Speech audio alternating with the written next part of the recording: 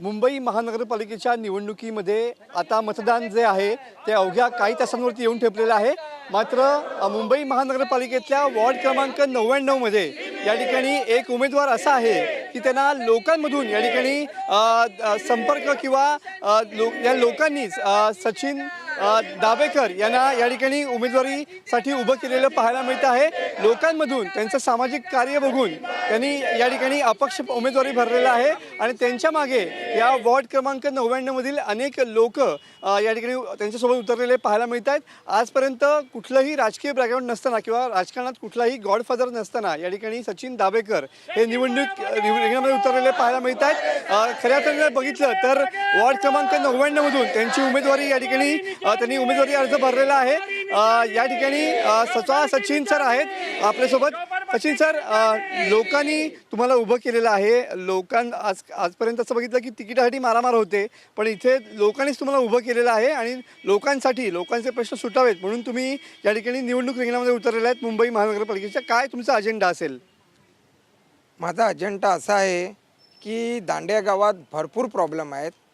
जसं पाण्याचे प्रॉब्लेम आहेत। पाणी तर एवढा गढूळ येतो ना की प्रत्येकाला पिण्यासाठी प्रत्येक ठिकाणी दुसऱ्या नळावर जाऊन पाणी भरावं लागतं आहे। दुसरीकडे बिस्लरीच्या बॉटल्स आणत आहेत प्रत्येकजण घरी आणि हे प्रत्येकाला परवडत नाही। प्रत्येक वेळेला आपण 100 रुपये रोज पाण्याच्या बिस्लरीसाठी खर्च करायचे, हे काय कोणाला परवडत नाही। दुसरी गोष्ट म्हणजे ड्रेनेज लाईनचे पण भरपूर प्रॉब्लेम आहेत। स्वच्छतेचे एवढे प्रॉब्लेम आहेत की एका गल्लीत झाडू मारणारा येतो तो दुसऱ्या गल्लीत झाडू मारणारा येतच नाही। असे भरपूर ठिकाणी झाले आहेत। वोट घेणारे प्रत्येक नागरिकांकडून वोट घेतात, पण अर्धा हा एरिया, अर्धा तो एरिया, अर्धा तो एरिया, असं होत नाही ना। प्रत्येक ठिकाणी जो स्वच्छतेवाला आहे तो पोचलेला पाहिजे, पण प्रत्येक ठिकाणी तो पोचलेला नसतो। आणि तिसरा प्रॉब्लेम म्हणजे मच्छर वगैरे भरपूर ठिकाणी आहे, तर धूर वगैरेच्या ज्या येतात धुराच्या मशनी त्यासुद्धा इकडे आणत नाहीत। आणि जे मला उभं केलं आहे हे जनतेने उभं केलं आहे आणि माझ्या मित्राने प्रत्येकाने पैसे काढून माझ्यासाठी ते मदत करत आहेत। म्हणजे असा माझा काही श्रीमंती बॅकग्राऊंड नाही आहे पाठीमागे, मित्रच मला मदत करत आहेत आणि त्यांच्याच कृपेने मी उभा आहे। बरोबर आहे। अनेक दिग्गज राजकारणामध्ये असतात।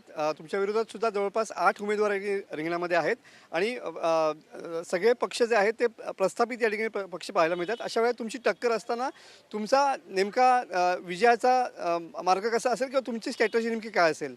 बघा, मला जनतेने उभं केलं आहे म्हणजे जनताच माझ्या पाठी सगळं काय आहे।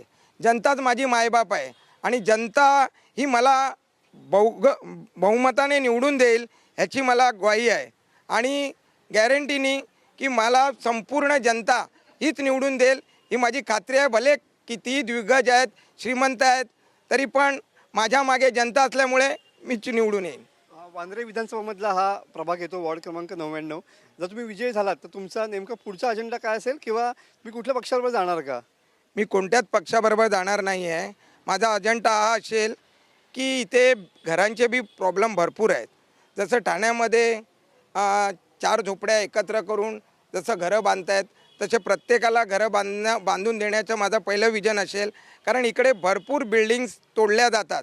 जे बिचारे गरीब आपलं लोन काढून किंवा आपलं सोनं नाणं विकून जे घरं घेतात, पण त्यांचे पैसे तोडल्यामुळे बिल्डिंग्स तोडतात आणि त्याच्यामुळे पैसे त्यांचे घामाचे पैसे, असं पण नाही ते कुठून लुबाडून वगैरे आणतात, त्यांचे घामाचे पैसे हे डुबले जातात।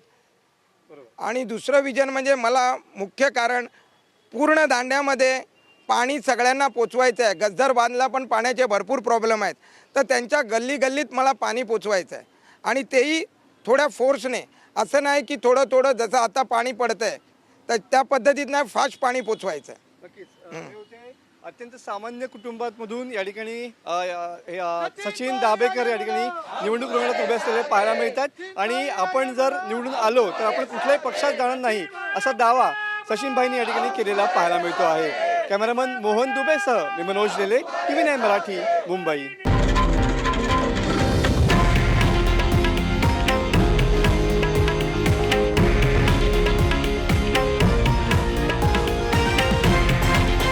हे आहे देशातील नंबर 1 न्यूज नेटवर्क आणि आपण पाहत आहात TV9 मराठी, एकमेव।